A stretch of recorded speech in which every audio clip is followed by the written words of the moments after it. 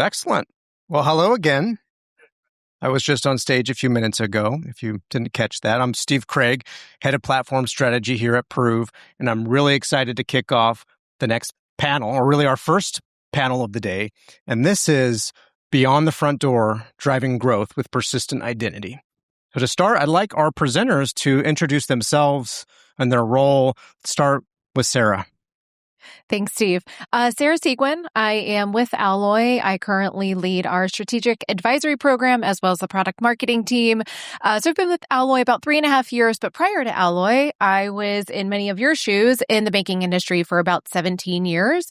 So long tenure there, but always in the fraud and identity space before I transitioned into fintech. Awesome. Welcome, everyone. Gurminder Kamboj. I'm with Citizens Bank. 3 weeks or 6 weeks, sorry. So don't ask me any questions on the bank, but I lead up the identity and auth function there, both the product and the technology org. So I'm looking forward to this conversation. You might have more than 6 weeks experience. A little bit more, just a little bit more. We'll unpack that. Hi, everyone. Dennis Gamiello with Mastercard, responsible for identity solutions globally. I've been working at the intersection of payments, identity, and fraud for about 15 years now. Pleasure to be with you. Wonderful. Thank you all for being here and being on stage. Let's get right into it. The first question I have for you all, and we're going to start with Gurminder on this, is when banks, financial institutions, digital platforms think about onboarding, it's often at that first stage. What does it mean to you when we talk about beyond the front door? How do you think about that? Yeah, that's a really good question. So like I said, 6 weeks, I spent a considerable amount of time before this at Wells Fargo. So I'll talk about experience rather than just Citizens, but it is interesting that the question has come up now because in my first couple of weeks there at Citizens, I spent an entire day in the branch. Actually sat there and watched the customers and kind of what our customer base looks like. Going from a big national bank to a super regional obviously has its differences, right? But the customer base, looking at that and the type of trust we have with the customers and how much they trust the bank is very different at that level. And what I mean by that, how that translates into what we're talking about here in onboarding, primarily like in digital perhaps, the bank tries to emulate or does a pretty good job. Citizens does a good job of emulating that type of trust at that very kind of personal level with the customers. Now, where I think Citizens, and I think we're going to talk about this in more detail, but I'll just touch on it quickly. Where I think Citizens is still doing some work to get to the next level is how do we make sure that trust continues to stay prevalent for that customer's interactions with the bank. That's where I think the lot of the work is part of the reason why I'm there. So yeah, that's my 2 cents. Dennis, what's your perspective on that? Well, first, maybe I'll answer that by kind of stating what identity means to Mastercard a little bit, just for a second. The team and our charter, we're thinking about really trying to enable seamless, secure, and intelligent digital interactions, not just transactions, for consumers and businesses, and now devices and agents on behalf of consumers and businesses. And so onboarding is important there for sure. I just want to emphasize that as we move from beyond onboarding, like onboarding remains important, especially as you think about agentic and everything you just heard from Nate. We'll unpack that, I think, a bit further as well. It's been teased a little bit. I think we'll come to businesses and merchants and the use of AI to onboard quickly and some of the challenges there. So onboarding remains important, but then just verifying this identity continuously remains important as well. Hence why you heard me say interactions instead of transactions before. This continuous monitoring is critical. Some real life examples I think we can relate to as consumers is when we add our card into a digital wallet. Right? We call this provisioning as a shortcut, right? But like the actual provisioning of this credential into a wallet, or maybe I just put my card in all these different card on file systems all over the place, right? What are the controls there? What are the controls when I open the account, when I access the account? Provisioning, which remains critical, not just in how we interact and transact online now, but in an agentic world, this becomes even more critical. You heard Nate talking about that. So it really is at each stage of the journey that matters. And it's not just about protecting from fraud, it's protecting the user experience. And we use the word often, but trust, then it creates the growth potential as well when you get it all right. So for us, it's critically important. Sarah, I'd like to get your background as well on the, or your thoughts on this. Your background is amazing. You've worked as a practitioner, and now you're at Alloy working with hundreds of institutions. What's your perspective on beyond the front door?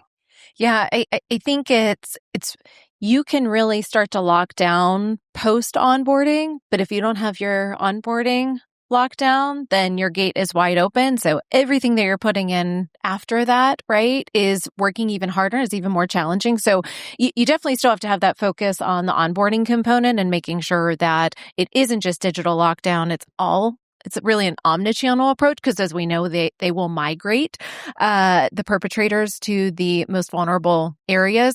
But beyond that, even once someone is in that front door, it becomes incredibly important to pull it all together from onboarding and then beyond. So it isn't just the, hey, let's see what transaction that they are doing for that moment in time. It's pulling in what we know from an onboarding perspective and then pulling it all together to pull all of those events and interactions into one singular view. And then in the keynote session, I talked a lot about gaps between onboarding to authentication onto transacting. Some of that is at an individual institution, but there is a chain of trust that goes with that. Dennis, what's your perspective on the broader ecosystem when different parties in that ecosystem are dependent on each other to make sure that trust is done right? What do you have from the payment side? Well, first, let me say the way you framed it a little earlier and you highlighted those gaps visually. I mean, those gaps are right where the fraudsters will aim, right? So building the connectivity that you talked about, and I think we're all kind of here to talk about, is really the focus, right? So how do you say, all right, and you saw Francis do this too with that customer journey from the time the account's open to accessed and then like the engagement thereafter, payments as well, building the bridge to be able to understand the interactions from the previous step and vice versa throughout that whole journey. It's really important and it's quite possible today to do that. But to your point, if you start with a fragmented view, you're kind of stuck on what I would call episodic moments instead of continuous, and you really have the ability to improve the user experience and reduce fraud if you go from episodic to continuous. I think that's really the focus. Gurminder, you highlighted that you've just joined Citizens, so congratulations on that new role. In that role, you're leading the strategy around digital identity and authentication. As someone who's brand new to this bank, what's your approach on thinking about internal strategies as well as the external customer experiences? Like, how do you dig in on that? Yeah, it's a good one. And like Dennis said earlier, I have a little bit more experience than Citizens, so I can speak to some of that as well. But yeah, I think there's kind of two parts to that, right? Like one, identity and authentication at most banks, at least historically, has always been thought as a control point or something that we need to worry about, right? Not necessarily one that powers the customer experience or powers the growth for the bank. That narrative changed a few years ago, right? With introduction of tools, introduction of this thinking that identity can power customer experiences and identity can actually grow the bank in a way if it's done right. That's number one. That's number two. What I'm bringing to Citizens and what we're working through right now is how do we obsess over customer experience, something you touched on earlier, those gaps, but don't just think of addressing those gaps in silos, right? I always give this example, like a Joe off the street wants to open an account with Citizens. They should be able to go from opening an account to putting their debit card, getting the debit card issued, putting that in the wallet and transacting on it, right? In a seamless way. Now, obviously, you have to think about friction wherever necessary. Things don't always work out in this very fancy world, our fantasy world of just always being seamless. But friction should also be introduced only when needed. Something, we're working on and trying to do better on, because a lot of our Citizens as a bank, we've obviously become a super regional by acquisition. So a lot of those experiences for our customers in different parts of the bank are still a little bit disjointed, right? So the order of business the next couple of years, the strategy is going to be how do we take all of those experiences and bring them, emulate back into this example that I gave earlier. Like you open an account, you're able to transact on it right away. And then also be able to see all of your different relationships with the bank in one place. That's the idea. You can't really go to an identity conference or a fraud conference without the F word. Friction. Absolutely. Right? So we talked a lot about friction. I love Francis's Oh, you're going to take. say something else. Come on. Well, that's for later. That's in the evening. We have that word. Francis frames it as personalized friction. And I have a question for you, Sarah. In preparation for this session, we talked about this problem of one size fits all authentication. There's a whole identity and access management ecosystem that is out there. How do you and Alloy think about that one size fits all on that side of it?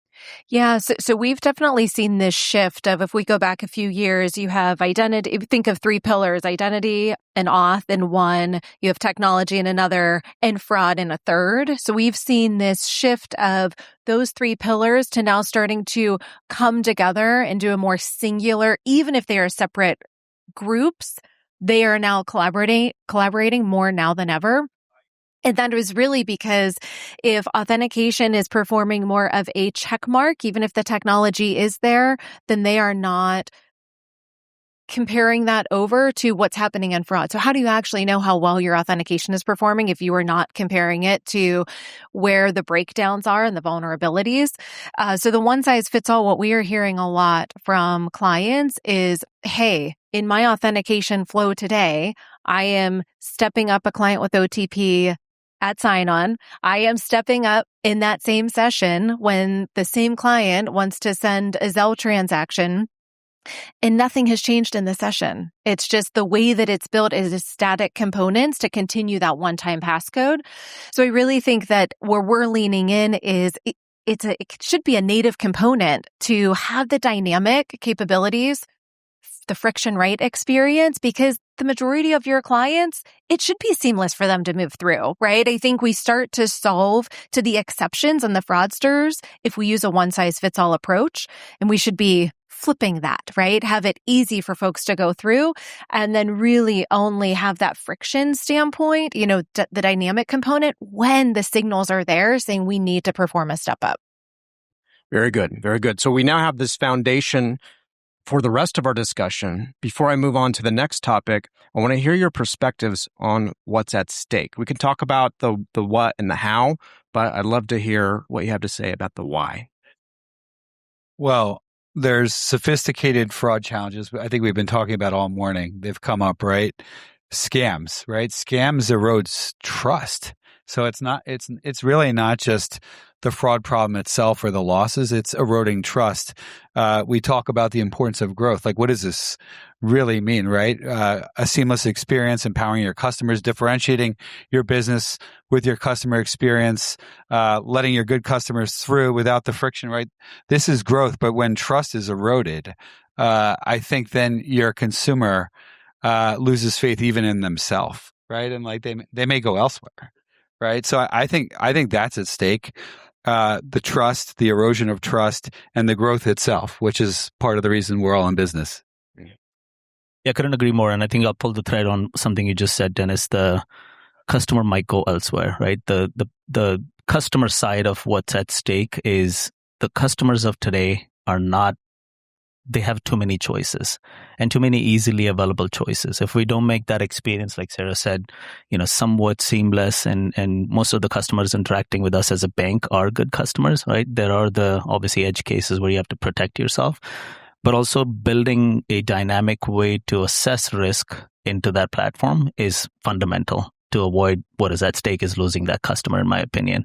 And that's something that Alloy and other companies do a pretty good job of, but banks need to get better at doing real-time assessment of the risk that's happening throughout a customer journey, not just at the front door or certain high-risk places. That doesn't always mean that you have to bring in high friction to that customer. I said it twice. I said, I promised myself I'll say friction 3 times, no more. So I've already used it twice. But doing that in a way where you're assessing risk, but that doesn't mean that the customer has to see it, right? They don't have to necessarily see it or feel it, but that's the goal. Sarah, would you like to close out on this topic? I would love to. We recently did a survey and asked consumers, what is the number one thing that you look for when looking for a new financial institution? 97% of them said fraud and security prevention. Now, when you really think about that, it's okay, well, how do they know what your fraud and prevention or what your fraud prevention and security is outside of they just read it on your website? But it's the interaction, right? So it goes back to Gurminder, the friction, right? The passive components, how well do you know them from the very beginning? And there are folks who have accounts today, but if they start to interact with another financial institution and it's easier, before you know it, they're subconsciously migrating over to that other organization, right, with their bank account. So I really think it's incredibly important to get it right and personalize whenever we can from a fraud perspective.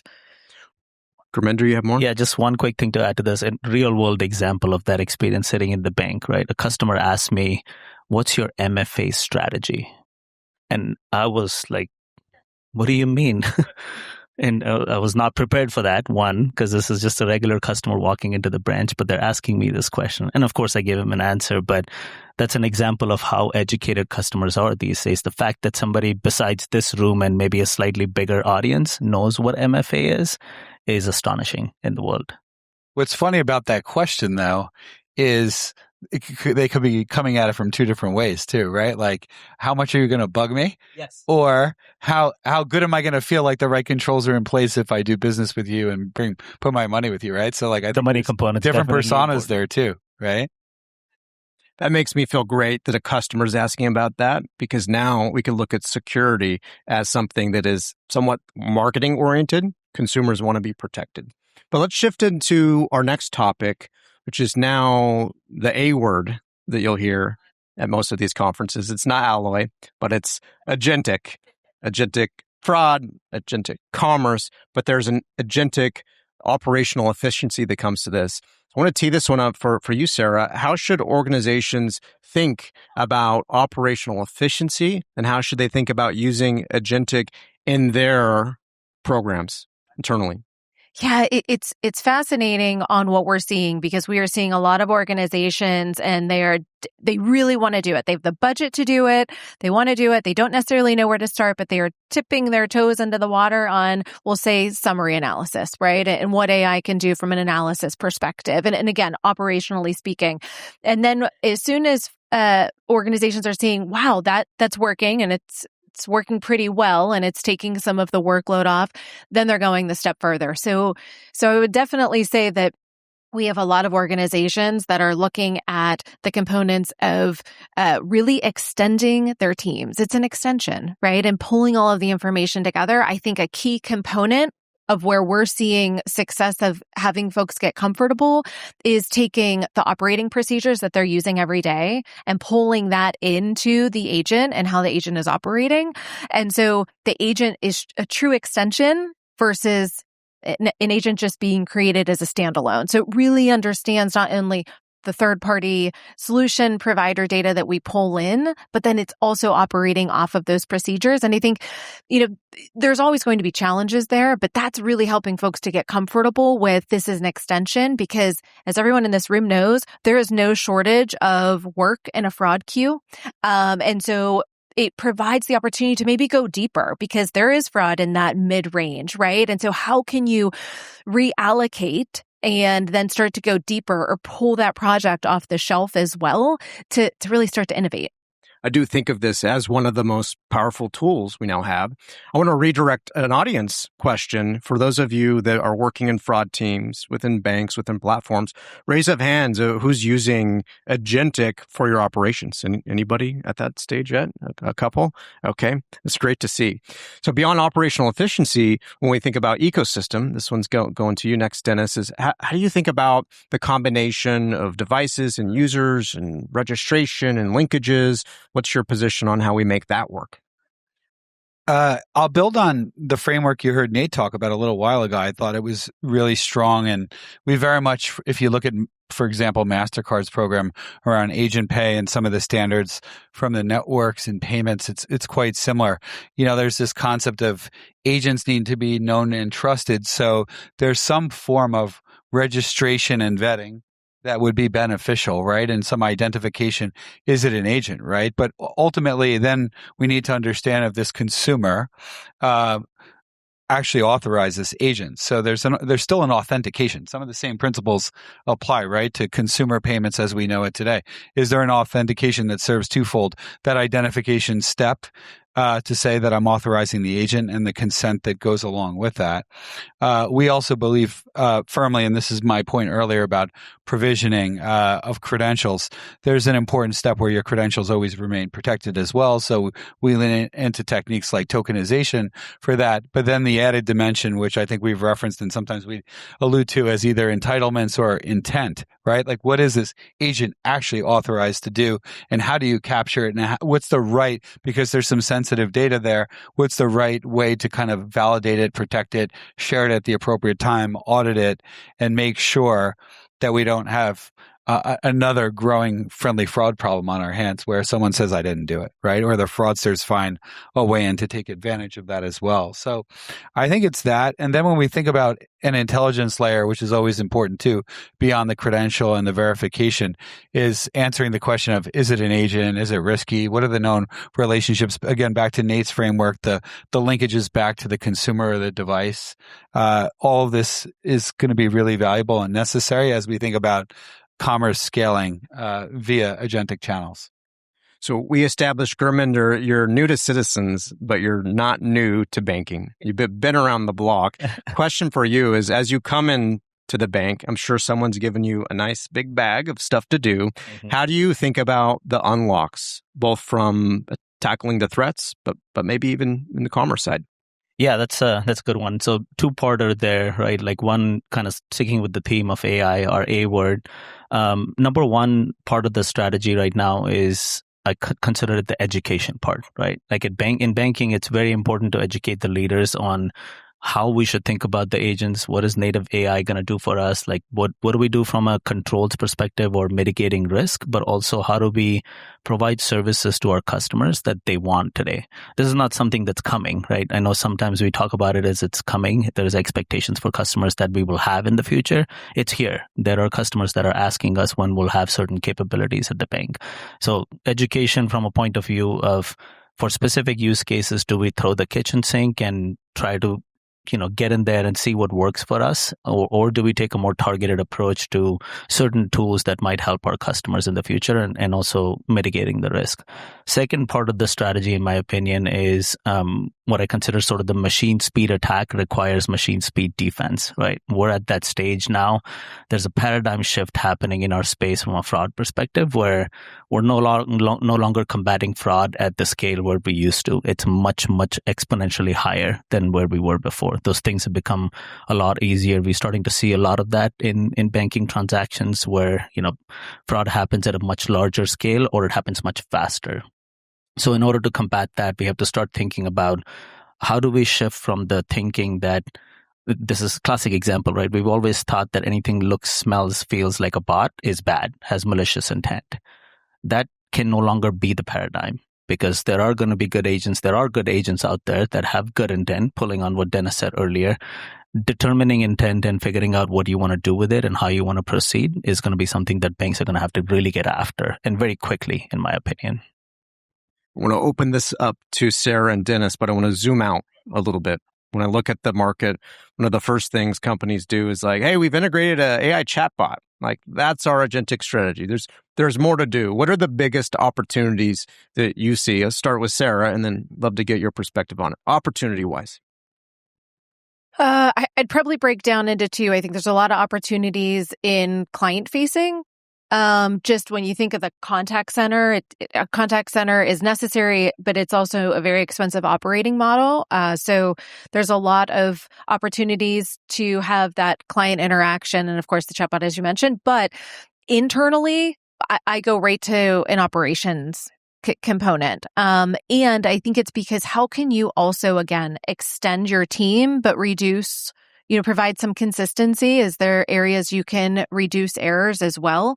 But then I think that the second part of that too is in the fraud space, we've long relied on statistics. I say statistical models, but also the technology of what we can build, because what we can't see with the human eye, right? And so really relying on those components from an AI perspective, because the documents are really good. The IDs are good, right? For those who have been in this industry a long time, remember looking at IDs and documents and you knew instantly if it was good or bad?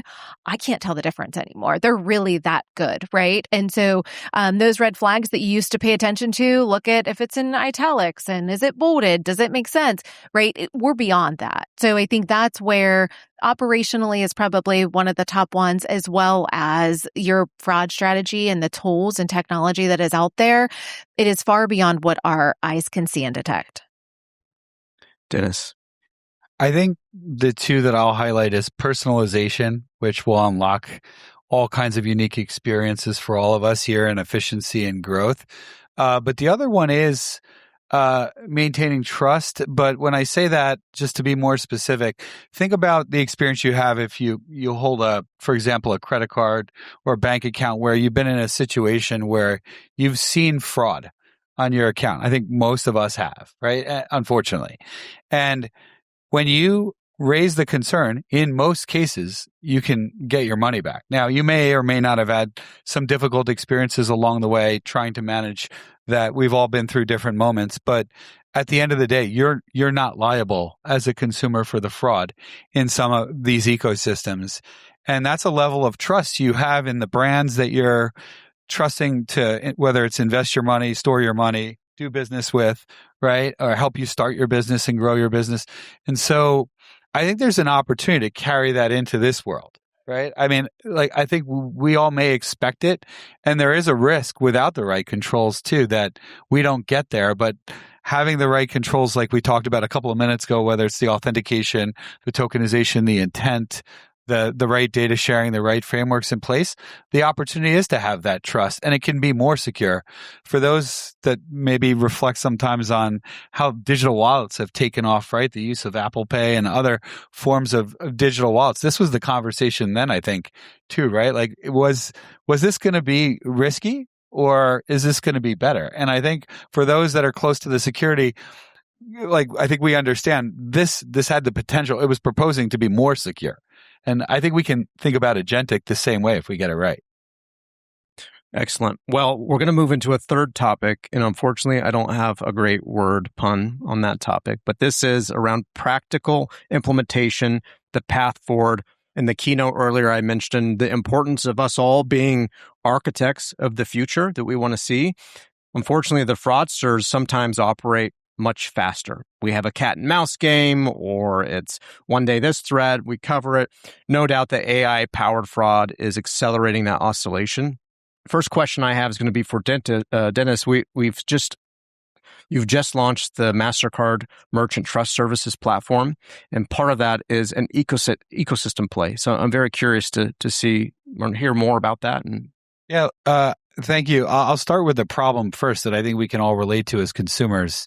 We've been talking about agentic digital wallets. Here's another one where, let's say you go to shop online. You've been searching for a while for a pair of shoes that you really wanted.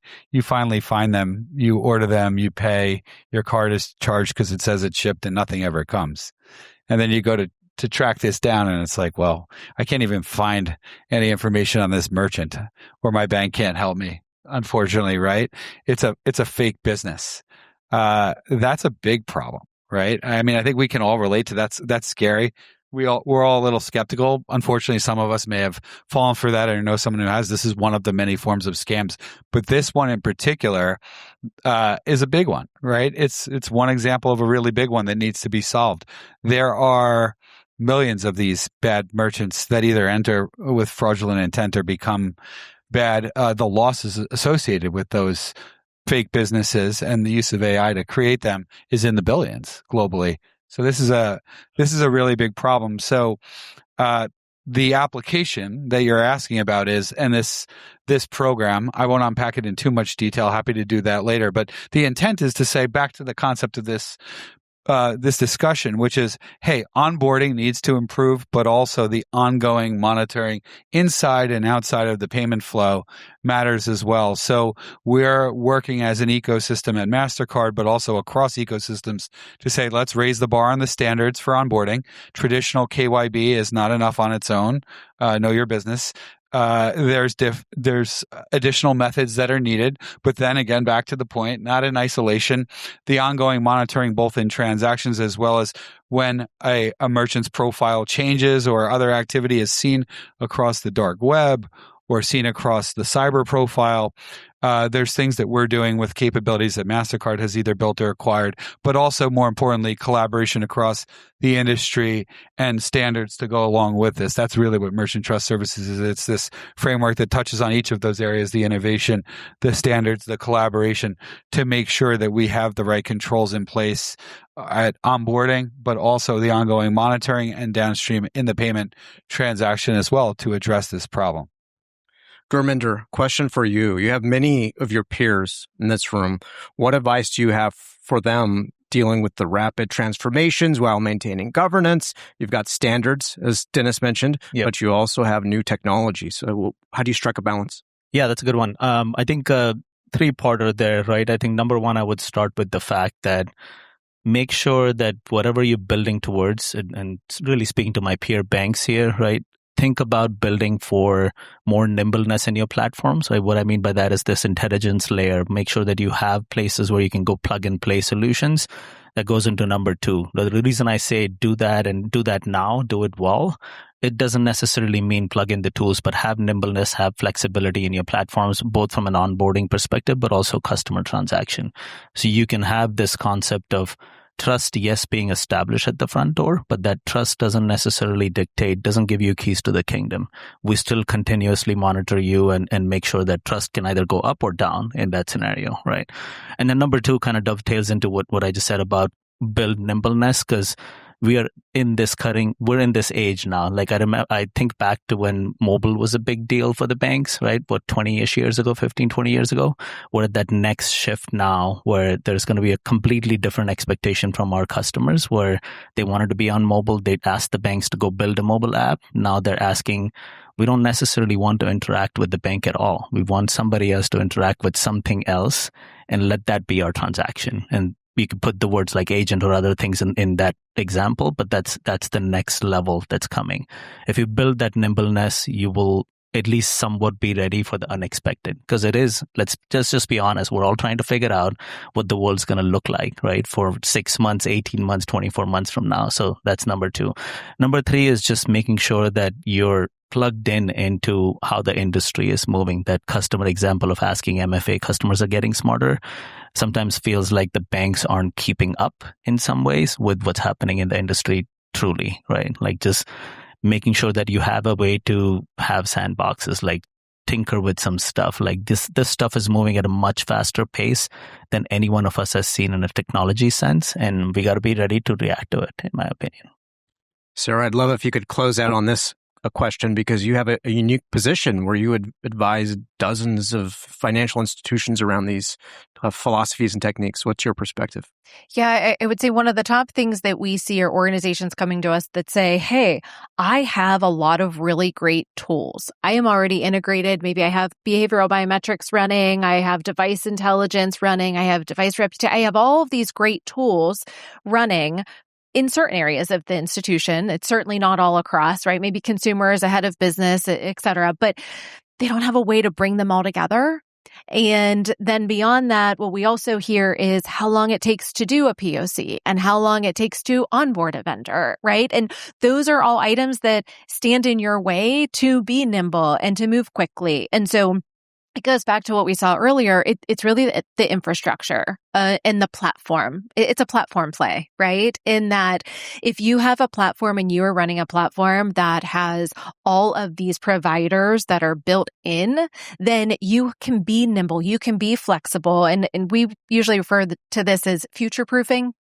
Right? So that the threat you know today is going to be different than the one you know 6 months from now. So when you are making that investment, ensure that investment, if you have a provider that they may deteriorate and there may be someone new, better on market, that the platform you have, you can turn that on and try them, right? We have to be able to keep up. And Gurminder said it from a banking perspective. We have to be able to move faster, right? But still within the guardrails of the regulatory expectations.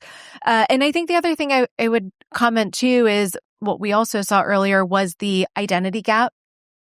What we hear a lot is the data signal gap, right? And so again, it's that infrastructure that can unify everything together across all channels so that the organization can take really advantage of that platform, whether it's wealth, private, commercial, the list goes on so that everyone can take advantage of that platform and the great controls that are out there. Thank you, Sarah. I couldn't agree more. Well, I'm watching the clock. I want to keep us on time. We're going to have time for Q&A, so start thinking about any questions you want to ask. To close out, start with Dennis and then go that direction. What's the biggest takeaway or action item that this crowd should take from this session? There's a lot here, but lean in is what I would say, right? I think even just in this last part of the conversation, there's a bit of a theme of like, we're not sure what the future holds. We see it unfolding. We're aiming to influence it and participate, but lean in because the opportunity again is protecting your business. But I think also it's delivering the best experience. I think it's the differentiation. I think it's the opportunity to unlock the growth. It's really, it's a much bigger thing than fraud. It's a bigger opportunity. So lean in. I'd only add one thing to that. Lean in is a great one, right? Lean in a way where, we all use the chat GPTs of the world. Like instead of just prompting it to find you the best travel deal, lean in further and learn a little bit more about the tools because there is so much information out there and it's very readily available. The only reason I say that is rapid. The pace at which things are changing, it's important for us to be at the forefront of it, right? And one other quick thing I'll add is also talk like this is a good forum, right? Like talk to your peers, like figure out what works, what doesn't work. We gotta be ready for some of these challenges that are headed our way. So Sarah. I don't have too much to add to that because I think those are great responses. But what I would add different take is lean on your partners to build the business case for you, right? So I think a lot of times in banking, it's, I have to build this business case. I know I want to make this investment. I have to go do the research, the ROI. I'll look to my partner a little bit, right? That vendor to provide me some information, but lean on them more. Push them to say, I need a business case. Can you help me build it? I want to build this with you. I want to, move forward with this partnership, but can you create this for me? And I really think that from a partner perspective in the ecosystem, we should be building that. We should be helping the organizations that are out there to help them make the business case so that they can take it to their leaders and move up and across the org. Excellent. Well, we now have time for Q&A. We have some mic runners. If anyone would like to raise their hand and shoot their shot.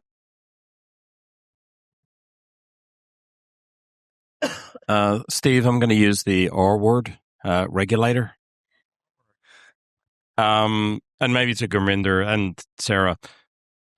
If you are using an agent to monitor your fraud queue for operational efficiencies and it misses something, the regulator obviously has a very strong interest in your fraud controls and BSA and AML and so on. How do you address that? Because if a human misses it, we kind of have processes and procedures in place to say, okay, this is what we're going to do from a training perspective to make sure it doesn't happen again. If an agent does it, we're in a new world. How do we address that? Yeah, I can go first and then Terry can jump in. It's a good question because I think this is also something that's a bit of an unknown space at the moment, what policies, what regulations going to look like. But the conversations we're having with regulators as we look about tooling and what we want to do for our customers, both from the good growth point of view, but also from a protection point of view, is the theme seems to loom around make sure we have some sort of a breadcrumb trail, even if you use agents, right? Like having evidence, and I think Nate touched on it earlier in his presentation, having an evidence trail is at least starting to warm them up to the idea that you could use agents. You could get into this space and do some things. They're far away from giving us the green light on anything that would be customer facing, but a good place to start would be the operational side. But the theme is essentially around like, what can you do to provide us confidence that if something doesn't work the way it's supposed to, how will you show us that it didn't work? Which is generally what they go after. So that's my 2 cents. Yeah, so I agree with that. I would say when we think even the regulators asking questions of the bank on a black box or proprietary model, right, that they struggle with that a lot of times. And so what we're also hearing is that it is definitely the breadcrumbs of pulling it together, and can we see what happened and how that agent was trained as well? But then also, if it does get it wrong, what are you doing? Are you just, oh, it got it wrong? I think it's the end-to-end process on, are you eyes wide open in how it was created? What information is going in? What are the guardrails? But then also, if it gets it wrong, what's next? But I agree, we're still a little bit in uncharted territory just yet. That I think regulators, if you can show that you've thought it through to the best of your ability, we're seeing that suffice for now. Any other questions in the back there?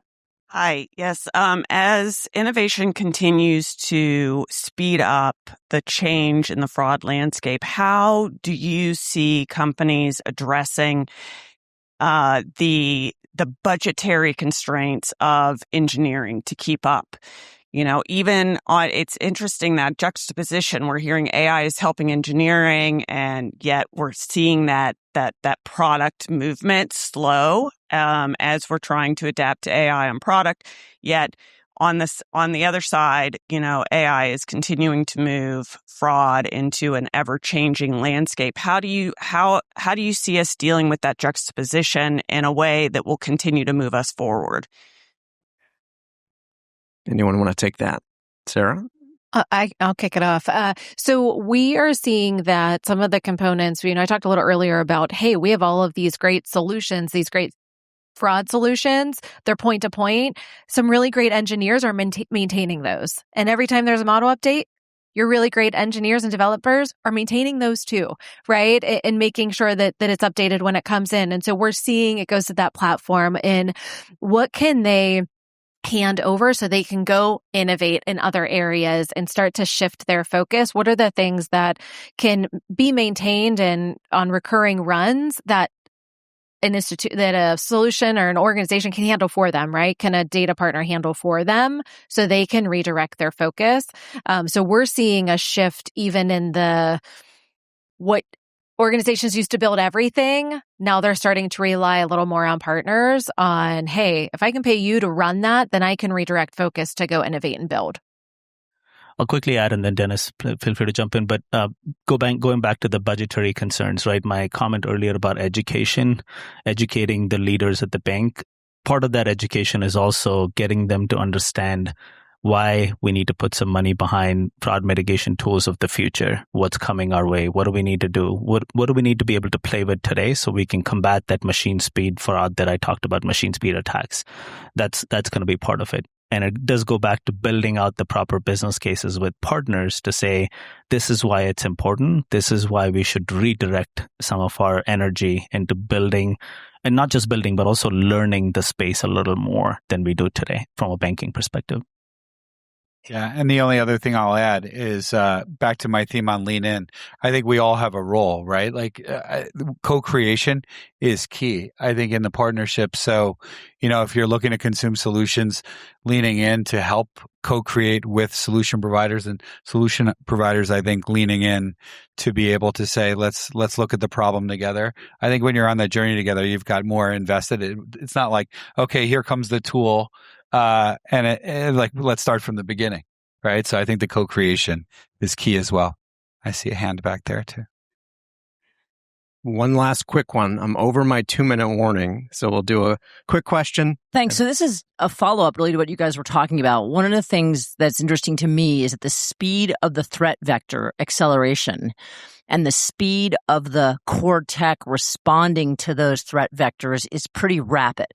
The speed at which financial institutions sort of ingest technology and updates technology is at a different speed. Like I'm sort of thinking like one thing is running like this really fast and then the other is running sort of really slow. So how do you manage that? I'll let somebody else figure it out and then tell me.